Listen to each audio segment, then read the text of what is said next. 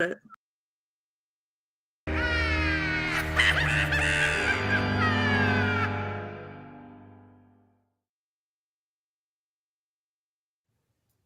Hey, everybody. Yes, it is Wednesday. Yes, it is time for the Witches Movie Coven. Grab a cocktail. Oh, no, I think you need to grab a whole bottle of something out now because we are doing the Doors. Yes, let's go back in time to a simpler time, to a wilder time, to the time when Jim Morrison was alive.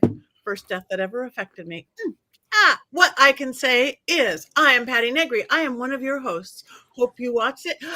There he is, Jim Morrison, or Val Kilmer as Jim Morrison.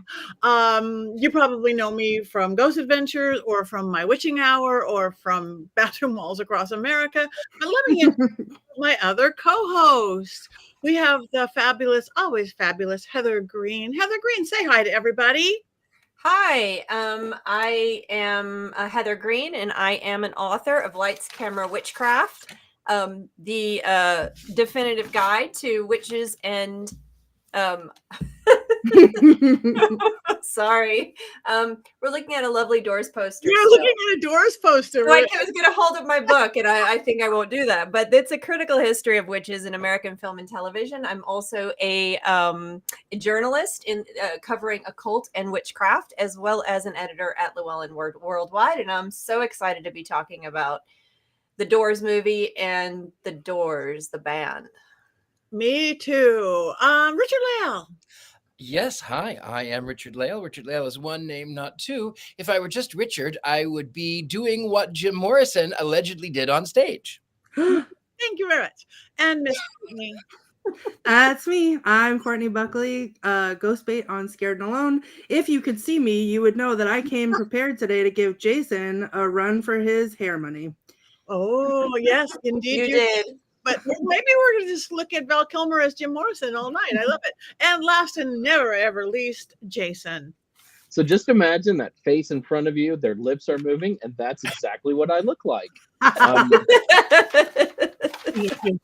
Though my hair is probably just a little bit prettier. Yeah, but Jim Morrison had good hair, too. He did, and it was lovely. Hair. Lovely all the way around. Blonde locks, but thank you. You didn't forget us, Christy. Thank you. And hi to everybody who is out there. I don't know if our producer fell over, drank a bottle. And they're trying to fix it. Yeah, they're saying in the chat they're having technical difficulties and enjoy the poster while they are rectifying the situation. We can enjoy. So hi to all you guys out there. You're already checking in. Oh, we're back. The door is stuck, said Scared. All right. Well, this is a 1991 Oliver Stone movie. So just in case somebody hasn't seen it in the last 30 some years, Richard-Lael, do you have an unbiased synopsis of this film? I do have an unbiased synopsis. So for those of you who do not know Jim Morrison was a rock legend, a sex god. He was an icon, and Val Kilmer plays the legend himself. And the casting, I have to say, is mind-bogglingly accurate, because Val Kilmer in the early 90s is almost identical to Jim Morrison. And in fact, what I love about, I'm not giving too much away, but what I love about his performance in particular is that he actually sang all of the songs, and it was not before a CGI audience like they did with the Freddie Mercury biopic. This was real audience. It was like you were at a real concert, and Val Kilmer actually sang every note that came out of his mouth. So kudos, bravo on that. But it tells sort of a fictionalized version of what happened from from the rise of the Doors until his death in 1971. He goes through a series of meeting the band, playing the band, becoming an ego. He meets the woman of his dreams, that according to the film, he stalked her into her own space, but that's not actually what happened according to. There's a lot of things that are sort of fictionalized, but overall it is the life and times of Jim Morrison, spanning from the time he was a little boy back in the 1950s. Oh, there was a weird, that's okay. There was Ghost of Jim. It must be. So it spans sort of his memories when he was a little boy, seeing the truck full of Navajo natives that were dead on the road, and mostly it entails his time up until he joined the 27 Club. For those of you who don't know what that is, it is a legend about famous rock musicians who die at the age of 27 because they've made a pact with the devil. That has nothing to do with the film. Anyway, it's the life and times of Jim Morrison. Thank you very much. Now we understand the film completely. And now for maybe more academic idea of it, Heather, is this something that you talk about in your beautiful book? I have it listed. I don't spend a lot of time on it. It's an anomaly when it comes to presentation of witchcraft because, and I'll mention this in a little bit, but it is not something that fits into the trends whatsoever because it really wasn't a witch film. The witch part of it was brought out, but it's not a witch film in the sense that any of the other films at this era were, because this was a biopic. And the witch part just happened to be part of the story that they were telling. It wasn't really, as a biopic, or not a true story. Well, it was a fictionalized account of a true story. Mm-hmm. So I am going to give you the top 5 things that you need to know about this. And I'm going to tell you up front that Jim Morrison is not going to be one of the top 5 because the whole movie is about him. So we can let all of our whole discussion be that.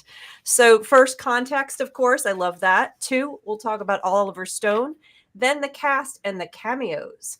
And then, of course, the witch, because we're the Witches Movie Coven. And then I'm going to give you number 5, which is a stark warning.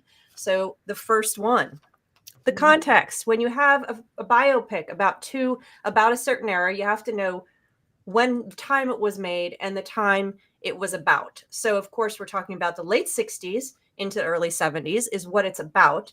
And it was made in the early 90s. The first thing you notice here is that Jim Morrison died in 1971 on July 3rd. So today is the anniversary of his death. That's why we're doing this movie.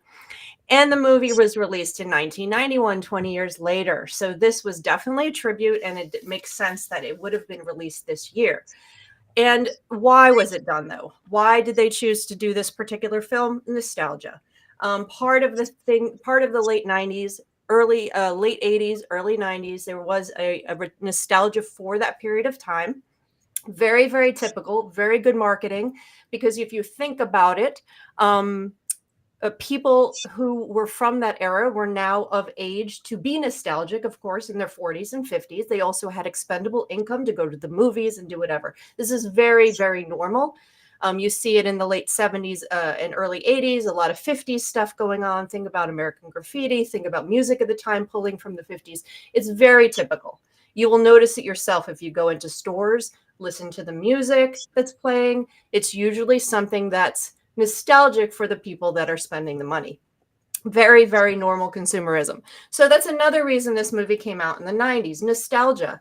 And particularly it's nostalgic and important for the person who chose to make it, Oliver Stone. So now we go to the director, Oliver Stone, who supposedly, and I don't know if it's true, tried to pitch this movie to Jim Morrison himself when Jim Morrison was alive.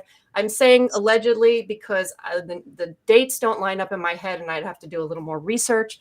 But this is a movie that was important to Oliver Stone because he's from that era, born in 1946. He's a Vietnam vet. He saw the horrors of that time. So doing movies about that time was important, and he did a number of them. If you think about some of the other films, Born the 4th of July, Platoon, some of his big films are about that era because it was important. It shaped who he was and what he did. Now, of course, Oliver Stone is a controversial figure. Without getting into his anti-Semitic comments that were said more recently, and those things, his films were controversial. the subjects he chose on purpose were controversial. He did films about struggle. He did films about difficult things. He did films about untruths. He did president biopics, 3 of them. JFK is considered his best film. He did films about violence. Not Born on the 4th of July. That was a different one. Natural Born Killers, for example, is another one. He had a lot of difficulty getting a lot of these made, but I used to call him in film school, he went big or go big or go home director. He did things with big budgets. He filmed big, and he went big or he went home. And that's Oliver Stone. The interesting thing he said about this one, and this film is not considered one of his best films, but he said something interesting, whereas a lot of the films he made were about these subjects like Platoon, community and national subjects, different figures, etc. He did one about nuclear war recently, and he did one about he's filming now too. So he's making films. But he said about this one that the movie The Doors was liberating for him. He said he had those desires in me, meaning Morrison's behavior. I had those desires in me too. I can't repeat what he says. The hedonism, he goes on to say, I love that. So this appealed to him, the struggle that Jim Morrison had, the controversy of his behaviors was something that was interesting to him, and he loved the era. So that's why this film was made. Okay, so let's go. I think everybody knows who has seen at least one of his other films, because he was huge, especially in the 80s. Wall Street, another one. Well, I could go on. There's so many of them, but he wrote Scarface. Actually, I had forgotten that. Another one with some controversy. So I'm going to move on then to the cast, the film itself. The cast has some big names in it. People have been singing the praises of Val Kilmer, of course. Meg Ryan's in it. Kathleen Quinlan always gets thumbs up from a lot of people and reviewers. And Kevin Dillon's in it. You might have recognized his face. You have a number of stars. But I think it's really fun to talk about the cameos, because there's a ton of cameos in here that are really fun to check out. First of all, it's not really a cameo, but of course we see Billy Idol. It's not really a cameo, but he does appear in there. But the drummer, the actual Doors drummer's in it. John Dinsmore. Sorry, my writing and my speaking is horrible tonight. He was a sound engineer at the beginning, apparently. I did not see him. Robbie, the drummer, was a backstage tech. He was, I did not spot him either. And then Eric Burden of The Animals was in it. I did not spot him. Oliver Stone is the UCL film professor at the beginning. He actually plays that. Of course, Paul Rothchild, who was their actual producer, was the music manager in one scene or 2 scenes. I'm not sure where. And this is the funniest one when I saw this one, someone writing about this one. And I did not spot this one either. If you know who Eagle-Eyed Cherry is, Eagle-Eyed Cherry was a roadie. So you got a lot. And of course, the one I have not mentioned yet is Patricia Keneally. She was the priestess, the Wiccan high priestess in that scene where they do the ritual. So you have a ton of these cameos. So lots of Easter eggs the next time you watch the movie. Keep your eyes open for all of these people who make these cameos. So on going to Patricia Keneally, the witch, number 4, we have to mention her because this is the Witches Movie Coven, and Patricia Keneally is the witch. Don't worry, Jason. All right, just get it right. See, and I will just preface this part by saying that Jason and I had a heated discussion many years ago about this, because I wound up doing a 2-part article with another journalist. And we interviewed Patricia Keneally at the time. So, and Jason was not very happy. but that's another story. Is So it? Patricia Keneally is a controversial figure in Jim Morrison's existence and his life. So what makes her controversial, we'll get to in a second. What we do know about her is she was a music journalist. She went to University of Binghamton in New York, moved back and got involved in witchcraft. According to her, she was part of the pagan way and would practice to some degree with a number of groups, Gardnerian groups, mostly Celtic-based groups. She knew Margot Adler, who was there at the time in New York City. So she was a practicing witch. She said she was. She knew her stuff. She wrote books later about Celtic stuff. So that is not the controversial part of this. The controversial part is how much time did she actually spend with Jim Morrison? And you hear everything from she met him once, it was a one-night stand, to her claiming till she died in 2021 that she was legitimately married to him. So, what the truth is, I don't know. So I'm not going to claim anything. We can talk about that up and down and back and forth. But she did claim, and she did use his last name until she died, that she was his wife, and that marriage ceremony in the movie was actually a binding ceremony. She claims there was a Presbyterian priest that was legally allowed to marry them. These are the things that she said. Of course, many people have denied it, and his estate has denied it, and did deny her as well. Pam Corson, the other woman in the film, Meg Ryan, they never legally married, but did also use his name. So that's the controversy. That's the witch. And now I'm going to get to number 5, right, which is specifically about the witchcraft representation in this film. It is one of the best or clearest or most accurate representations about what you might see in a fictional movie of what you might see in these ceremonies. It is very well expressed. You had Patricia Keneally on the set. She was a consult. She hated the film. First of all, in the end, she hated this film in the end. But she also wrote the lines that she says for the ceremony itself. She did do that.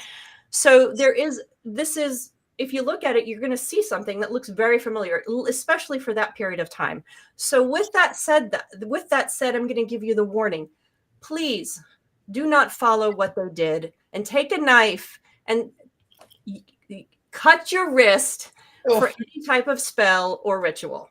And I'm giving that warning because in every book we do, we make sure that any kind of use of blood in any spell or ritual is done properly. We explain it right. When I saw that, I cringed. So I advise, please do not follow what they did in this movie, even if that's what was done. And I know that there were people that did this. I never saw it, but I know it happened. I know people went to the hospital who did it. Don't do it. Do not do what they did in this movie. Use a lancet, use a sterile lancet. Do it properly. Avoid accidental death, infection. It's worth pointing. It's worth pointing out that scene in the movie, Jim did drink somebody's blood, but it was not Patricia Keneally. The character of Patricia Keneally in the movie is a mashup of 3 or 4 different women. And Oliver Stone said later that he should not have called the character Patricia Keneally because Jim and Patricia did not drink each other's blood. Patricia said that during her lifetime, and the woman that did it with Jim, she's admitted to that, but it was not Patricia. So I don't want to besmirch Patricia's name.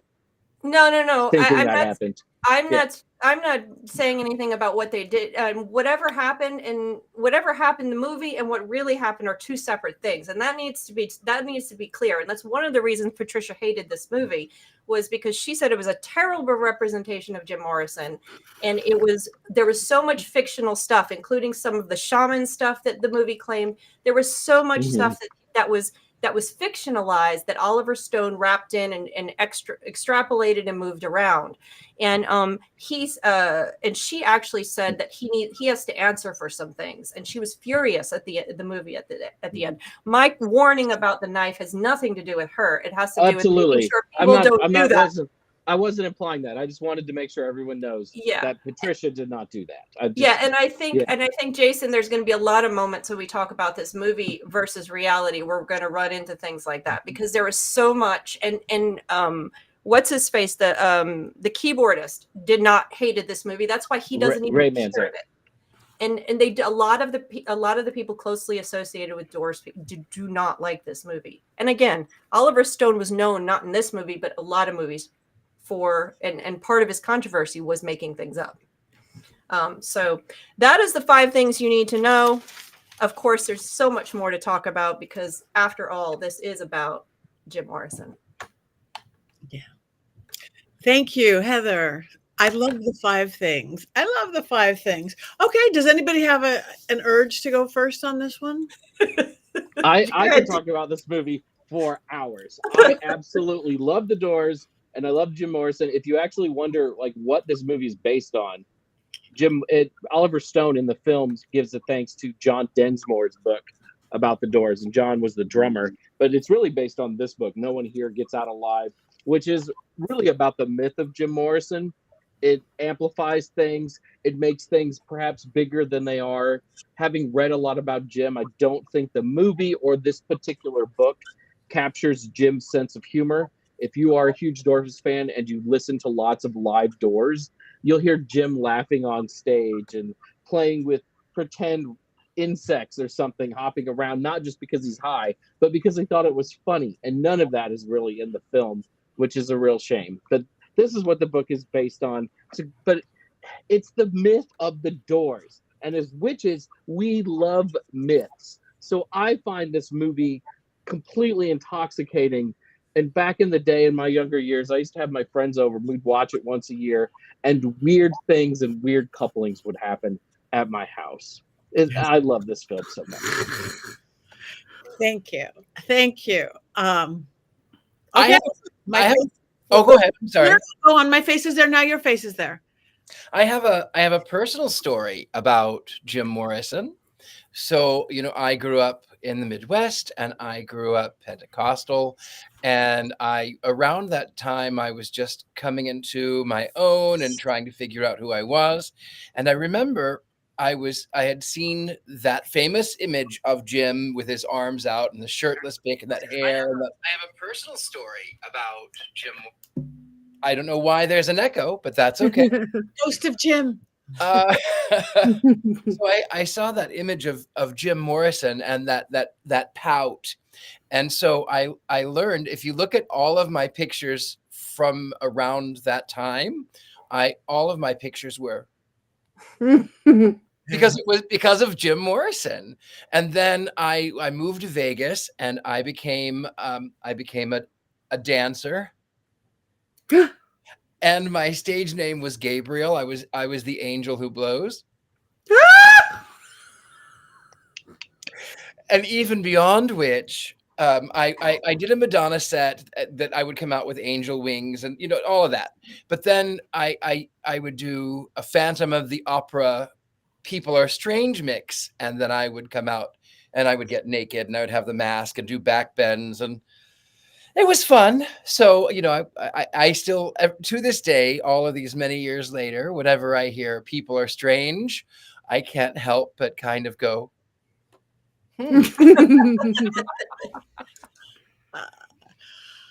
Thank you. I look at this movie very personally as well. I was probably way too young than I should have been when I discovered the Doors. But when your brothers are like a dozen plus years older than you, and you worship your big brothers, you begin. All my friends were listening to, I don't know who, the Monkees or Bobby Sherman, whoever all those people were. But I was just listening to the Doors, and I would look at all that, the Haight-Ashbury and all this stuff, and just it affected me. When he died, that was the first death that I ever felt something that I affected on. I don't think I had known any dead people before that. And it's like, oh my God, my idol, my crush, my everything. How could he be dead? So it was such a shaping part of my entire life. When this movie came out, it lived into my fantasy of what those hippie days must have been like for me, the grade school girl, what my brothers as just teenagers were experiencing. And And I, like Jason, I love myth, I love mythos, I love story, and this was.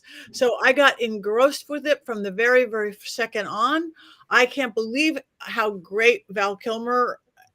I can't imagine, like you said, anyone else doing this. He just embodied what I thought, again, knowing from a far distance who everything that Jim Morrison was. So I got involved in the characters, I got involved in the story, I got involved in his quest and his, falling down the rabbit hole.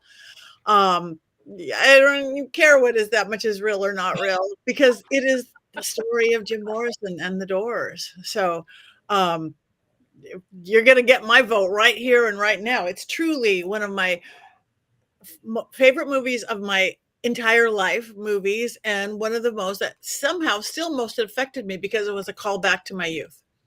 That's it. Mm-hmm. The best. The music. Oh my God, the Doors music.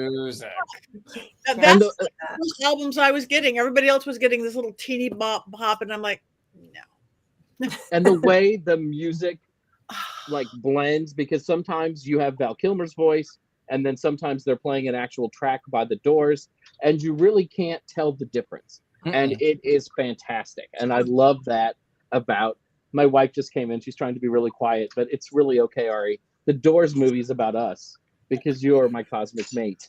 Oh. She is my Pamela Corson, is what she is, minus the heroine. That's how Ari and I are. But she is your favorite heroine, no? She is my favorite heroine too. She's my favorite drug. She's just shrugging her shoulders. No, I meant heroine is in like female hero, right? Oh yeah, female hero, heroine. She's just looking at. She's just looking at me and wishing I would be quiet now, I think. Yeah. So you're up, Jason. But yes, the music. The music's so good. And Val Kilmer worked with the producer of The Doors to get his vocal inflections just right, to see how much he could mimic Jim Morrison, and spent months doing that and practicing singing the songs of The Doors. And it really shows in the whole movie, and everything just works musically so well. Mm-hmm. Thank you. I want to hear what Courtney has to say. I do too. You know what Courtney has to say. My prediction is this is me as Courtney. This is my prediction. Let's see how much this is. What was I watching? I was trying to not pay attention, but then there were boobs in my face. And then I thought, 2 hours? How am I going to deal with this for 2 more hours? I don't even know who Jim Morrison is. Okay, well, you're not that far off, but I didn't make it to the boobs part. So let me preface this by saying, coming at this from strictly, Jason, just give me a second.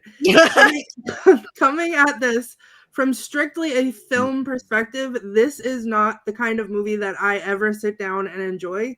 So it was hard right off the bat to get me involved in this. Secondly, I know nothing about Jim Morrison.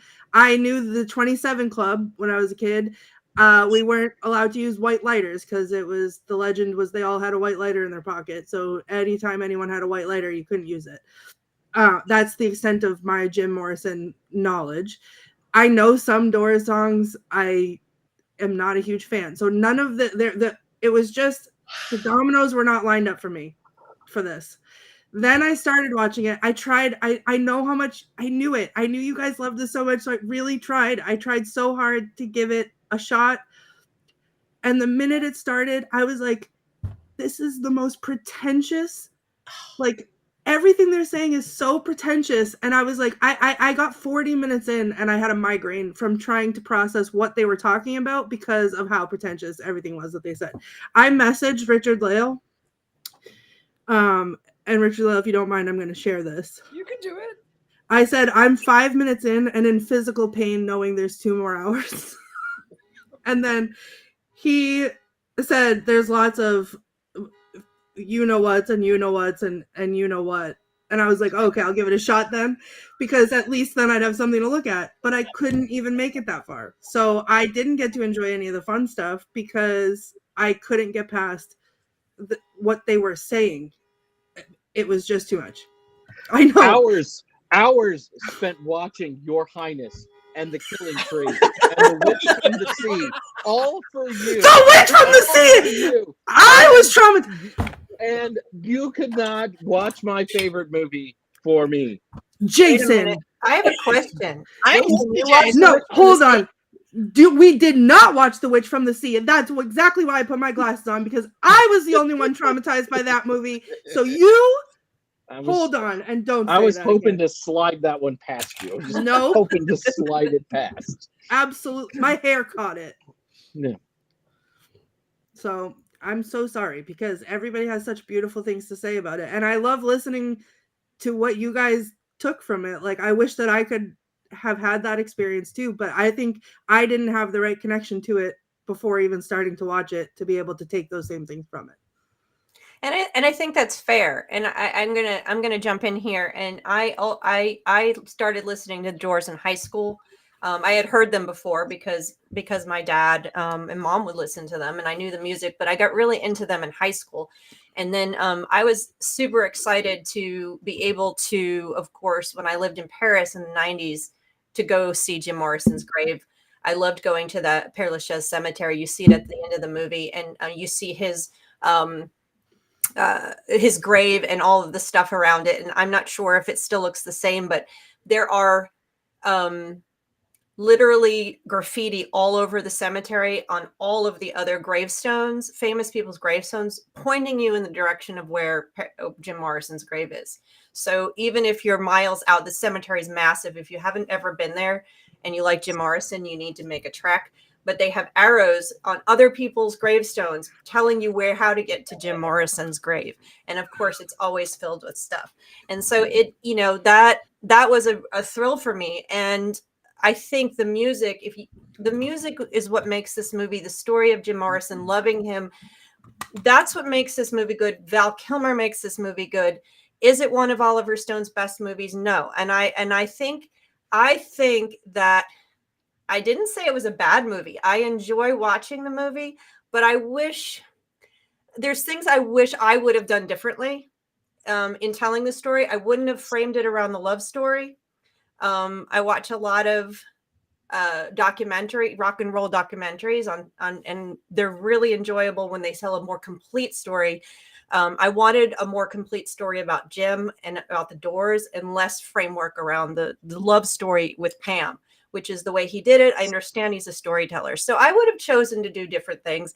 I enjoy the movie. I enjoy the movie because it's Jim Morrison. I enjoy the movie because it's the music and because Oliver Stone is a great storyteller and all of those things.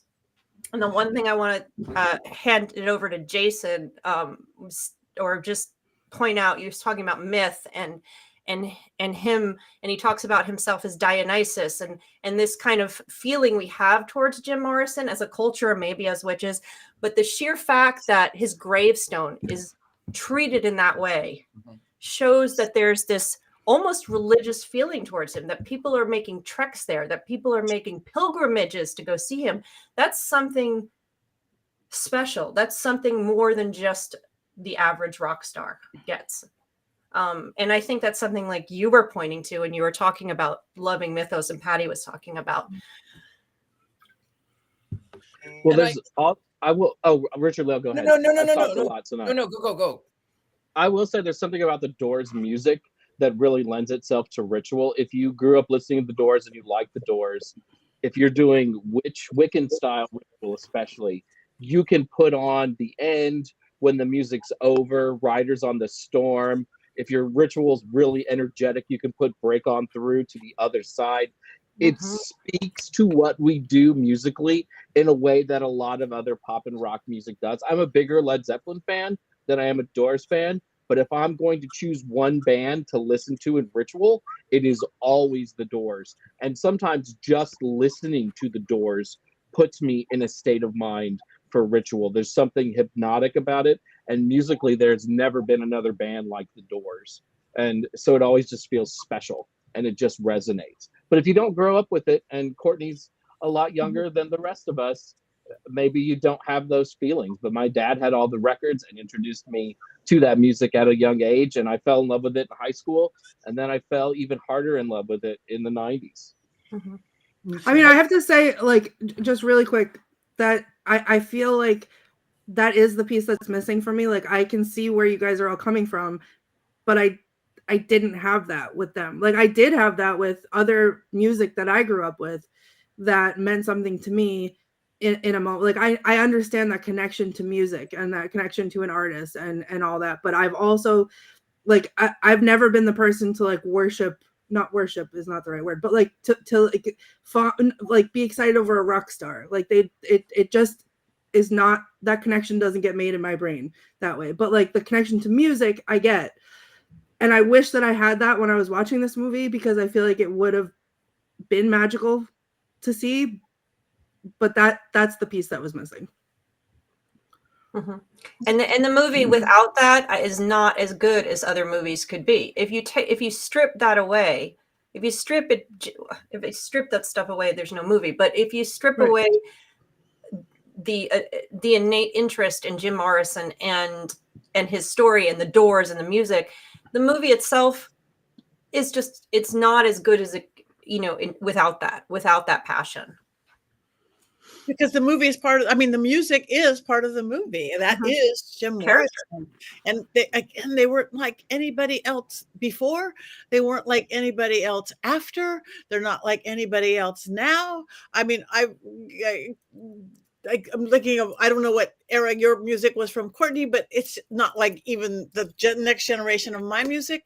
He was an artist. He was, Mad genius. Mad genius. I will say, though, in defense of Courtney, and I love this movie, and while I was watching it again today, I realized it is the movie that my wife and I quote the most, and we quote it more than Anchorman, which says a lot about our relationship. I know, but we quote it all the time, even without thinking about it, some of our favorite lines. And I'm watching the Val Kilmer performance, and it is pretentious. I mean, it's like every line is trying to drip with poetry, and it doesn't need to do that. And there's no time to breathe every time Kilmer's Morrison is on screen. It is always supposed to be profound and deep and big. And sometimes watching this movie 30 years after it came out, I laugh a little bit because it is a little overdone. And I think there's the scene where he's with Patricia Keneally and they're copulating for the first time, and you get the big music, right? The Gothic music, and you see Jim's face, and there's a Dionysus statue and stuff. And I worship Jim as the 20th century incarnation of Dionysus, but even for me, sometimes it's a little much because it's like slapping you in the face the entire time. So while I'm going to continue to be mean to Courtney in the comments, I completely understand where she's coming from, because she's not wrong in that sense. No, and imagine that, though. Like, even you can see that. Imagine watching that with no knowledge of who this person is, and no connection to this music, and no connection to any of these characters at all. I didn't get a chance to build that connection. Like, watching this again as a film with no background, I didn't get a chance to build any kind of connection because it was immediate, right off the bat, being shoved down my throat. Like, and I couldn't even follow it because I couldn't even get a chance to know who these people were, because I was like trying to like understand the poetry of everything. And I'm not a poet. I can't. But you were supposed to breathe. I didn't breathe. I think it was, he didn't breathe. That's what it was. Maybe pretentious. Again, it's a mythos. It's a storytelling. But I think that's part of it, that it just, what's next? What's that? Oh my God, what's he going to do? That to me was a good part of the movie. I want to quickly point out on this not breathing part and this intensity. And this was actually, echoed with Stone's camera work. And I always am fascinated. Sometimes I try to pull back and I'll watch stuff like that, especially when we have a director like Oliver Stone. And if you watch, especially when you're watching the stage scenes, but it's out throughout, his camera moves a lot. You have a lot of pans, and it just doesn't just pan this way. You get a pan up and then a pan down, and you have this crazy camera work going on without cuts. And this is really, really jarring and intense. And he gets in close, and he doesn't give you the chance to breathe on purpose, because his camera work and visuals mirror Jim Morrison's Val Kilmer's performance, Jim Morrison's performance, Jim Morrison's behavior. And so you know, what you're reacting to, Courtney, or all of us are saying you don't get a chance to breathe, it's so intense, is actually partly caused by what Oliver Stone was doing with the camera, which is why I love cinema. So if you can watch it from that perspective and go, oh my goodness, this is what this film is doing to me. It's how it's manipulating, you know, the telling of the story. So yeah, you're reacting to everything that is on screen, and it's legit. And I love when films do that. A lot of my favorite films do that. Like, a lot of my favorite films are my favorite films, not just because of the plot or the story, but because of the camera work, because of the sound, because of the music and all that stuff, because it's a whole package. And I think I get that it was supposed to be that way, but I couldn't get it because I didn't have a connection. Like, right. It was just like it was too intense. And as someone who had no knowledge, I didn't get that background knowledge from it because I was too busy trying to catch up and figure out what anybody was talking about. Mm-hmm. It does assume that. The movie does assume that. And the script is peppered with little bits of Morrison's poetry, like little phrases and stuff that he says, which makes him sound more pretentious than he probably was in real life, because Stone is really committed to putting that in every time he talks for more than 2 sentences. You just get a little bit of poetry. If you are a fan of Morrison's poetry, you notice it immediately. Or if you've listened to the American Prayer album, which is mostly all of his spoken word set to a disco beat by the Doors, which would have horrified Jim Morrison, but he was dead, so they could do it.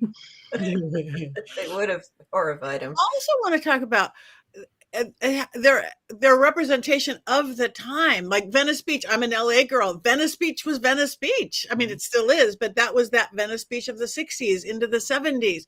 And again, I wasn't at the Haight-Ashbury, but it was just beautiful to me. It was art in itself, how they portrayed the people and the things and the feeling of what it was, and the out of controlness, and all of it beautiful. The clothes, the hair, the band. Next time you watch it, Courtney, next time you watch it, she's like, no. There's not going to be a next time. Not gonna be. I can't, if I can go back in time and like get caught up in the Doors, then maybe, but I think it's lost on someone who doesn't, you know, it doesn't feel like a movie that's made for people who aren't already a fan. Maybe. All right. On that note, do we have quotes from Courtney or anyone? So I have a couple of my own quotes before I turned it off, but then when I was trying to be nice to Jason sent me a list of quotes, and because I knew this was his favorite, I was going to read his quotes because they're his favorite. But now I don't know because he's mean to me. Would it be the show if I wasn't a little bit mean to you? Would it even be the show? Listen, there's mean, and then there's the witch that came from the sea. So we're gonna have to talk later about boundaries and lines that have been crossed. So my quotes were mostly from the scene where they're showing his student film. That I was just like, okay. But someone says this is bombastic, which I thought was fun. And then one of the lines in his film was, "We got our final vision by clap. Columbus's groin got filled with green death. I touched her thigh, and death smiled." Okay. And then, because this is how I felt about the whole thing, the teacher said, or whoever it was, said, "Pretty pretentious there, Jim. Not easy to follow. A little incoherent. But dancing bears, Nazism, masturbation. What's next?" And then later on, as I think they were coming out of a show or something, one of them said, "It's peyote, John. What's a rock and roll band for? Let's plan a murder or start a religion. More. And then they're all on drugs in the desert, and he's talking about the snake, and he says, "Monster of energy. It's a monster. I'm gonna kiss the snake on the tongue, kiss the serpent. But if it senses fear, it'll eat us instantly." And I was like, I wish that a serpent would eat me instantly right now, and then I wouldn't have to watch this anymore. So I have Jason's favorite quotes for everyone. Just a dream, Jimmy. That's all it is. Just a dream. You have a problem with doors? Waste of time. I feel most alive confronting death, experiencing pain. I did think that was a cool conversation that they had. She dances in a ring of fire and throws off the challenge with a shrug. Try acid, Ray. It's guaranteed. Been living up on Trip's rooftop. Let's get a rock and roll band together and make $1 million. Make the myths. Great golden copulations. I figure if I'm going to compete with your stuff, it's got to be about earth snakes or fire. Y'all, to get yourself some tunes like Herman Hermit stuff, Mrs. Brown, you have a lovely daughter. That stuff goes right to the radio. That guy wears his soul on his face. I feel the universe functioning perfectly, yet I'm still locked inside myself. Pamela Morrison, ornament. Some of the worst mistakes of my life have been haircuts. So they asked instead if you could say, girl, we can't get much better. Can you dig that? And then they said groovy a bunch. I remember that. And he wanted to say, girl, you couldn't bite my wire. There's no point in being sullen. Well, we're kind of a sullen group, Ed. There's no point in being sullen. We're kind of a sullen band, Ed. Sorry. My wife and I quote these things all the time. We're too happy. My wife's like, we're kind of a sullen band, Ed. It's just what we do. Sorry. I'm sorry, Courtney. That's fine. These are your quotes, Jason, so feel free to interrupt. It's just a word, Jim. Why don't you change your name to Sydney or Irving Manzarek? It's just a word. The camera is whatever you want it to be, Jim. Oh, I can't read that one. Okay. Well, I can change it. The god of rock and a word for chicken that rhymes with rock. Where is your will to be weird? Let's make the myths. Somebody gave me this telephone and she said I could talk to God with it, but I don't have anything to say. Actually, I don't remember being born. It must have happened during one of my blackouts. Religion, witchcraft. Witches have been protectors of the seasons, goddesses of the grain, and when crossed, destroyers. You're a poet, not a rock star. All because I was alone in a room with a girl doing what he'd like to be doing if he could only get it up without a gun. No, Ma, I ain't drinking. You got to say it like this, though. No, Ma, I ain't drinking. My wife just smiled at me. Women are such noble creatures that carry on your name with dignity after you die. I'm the poet and you're my muse. You're my girl, that's who.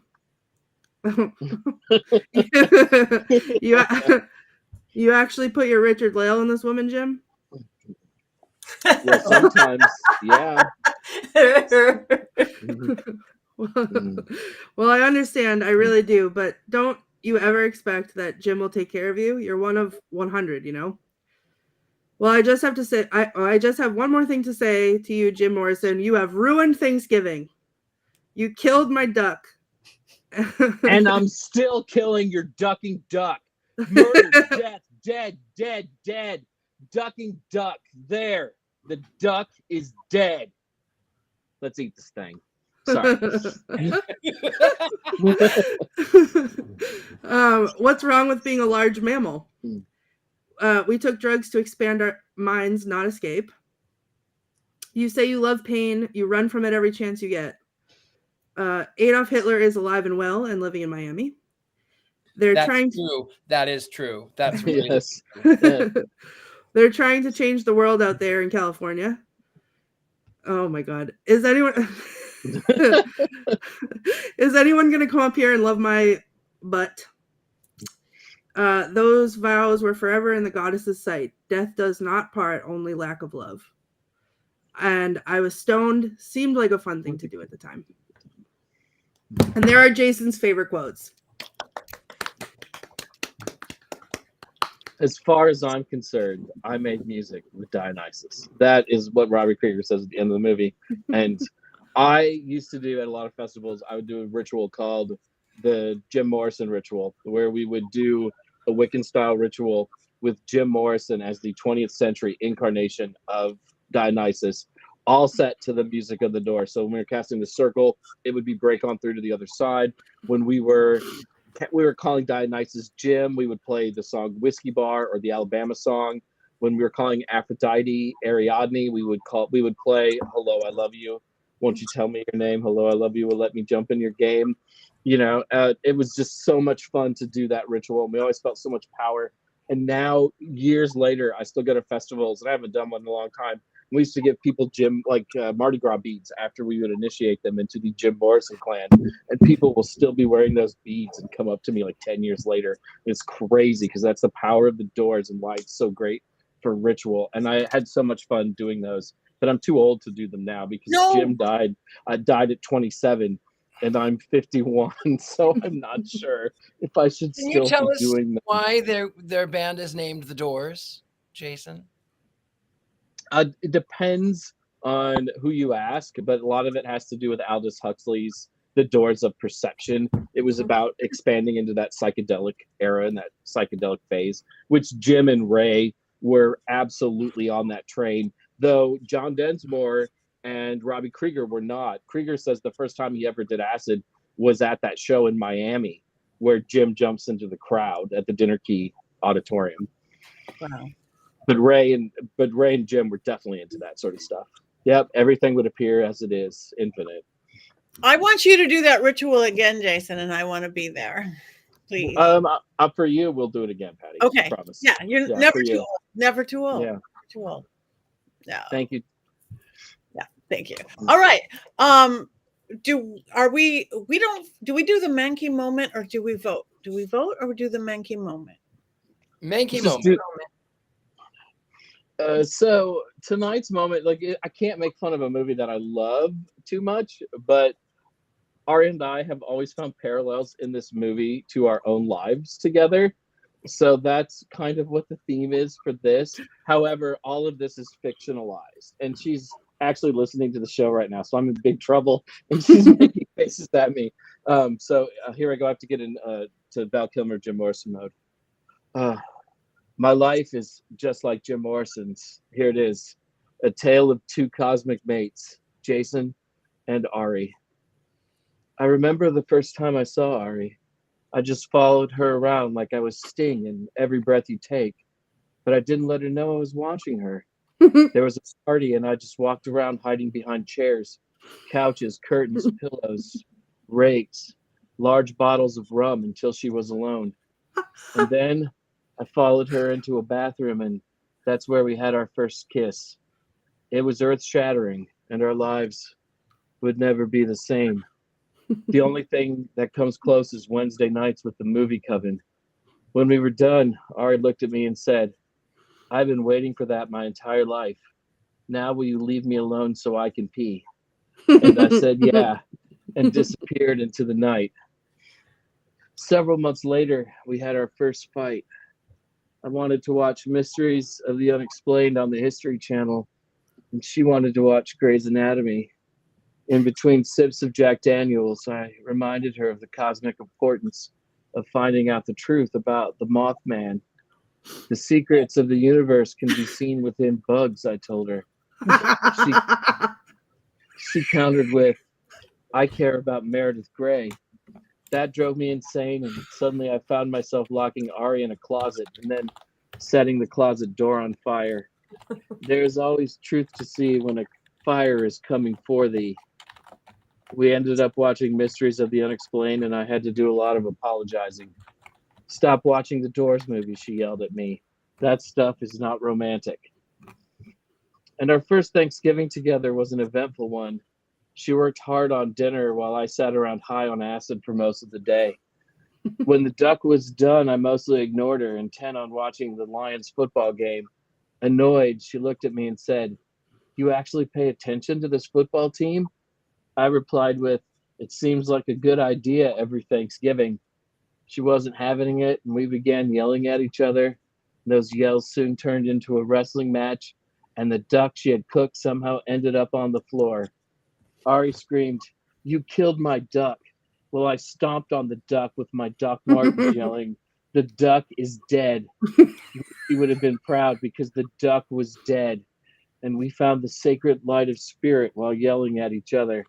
When we were done, I just held her for a while in front of all of our guests while we cried in each other's arms. While we were crying, all of our guests left because they were very uncomfortable. I remember the night I released my first poetry book. The earth is a snake and other pretentious gobbledygook. And this really pretty woman from Witch Beat magazine started flirting with me. Mankey, she said, you are so beautiful. Come take your shirt off with me. But I said, no, I won't take my shirt off with you because I'm in love with Ari, but I will take off my pants. Ari heard that though, and I ended up sleeping on the couch for a couple of weeks. And that's when I decided to stop being Jim Morrison. Bravo. Yay! That's it. There you go. Take a sip. And Ari started laughing at one point, and I almost lost it. Like I almost lost it. That is fabulous. She's very cute. All right, we have one more thing to do, and that means you guys too in our chat room. Wands up, wands down. The doors.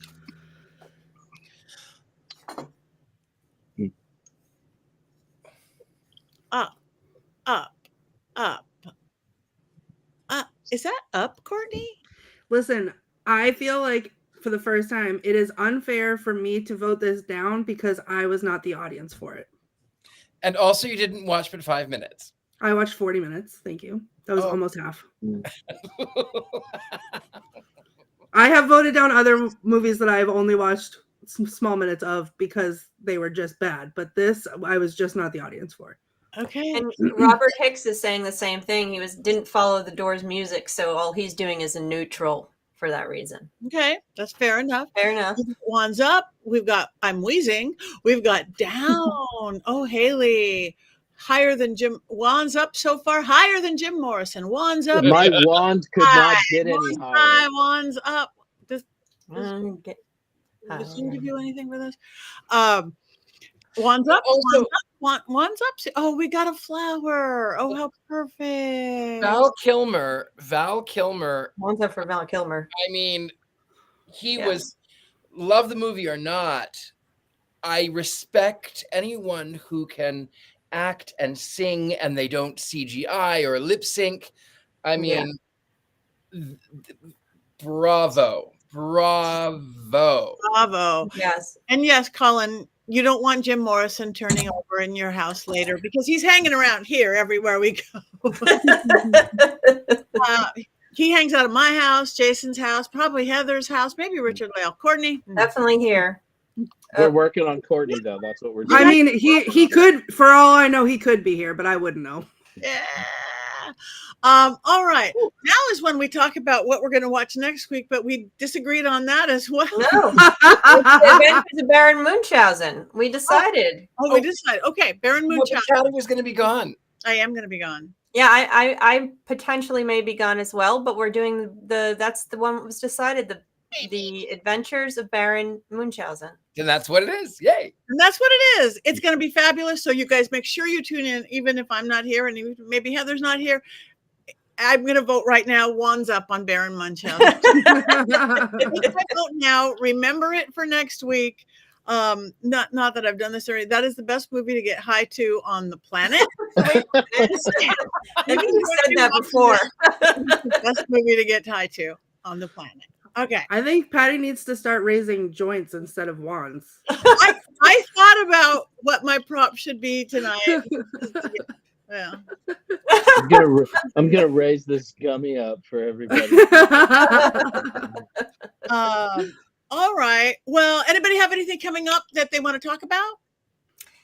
I'm going to mention Mystic South again. It is now, what are we, 3 weeks away? I don't even know. 3 weeks away. We start on the 26th. It is 3 days in Atlanta, all kinds of witchy and magical folk coming together. Join us there. I'll be doing 2 workshops I'm very excited about, haunted dolls and the meaning of the word witch.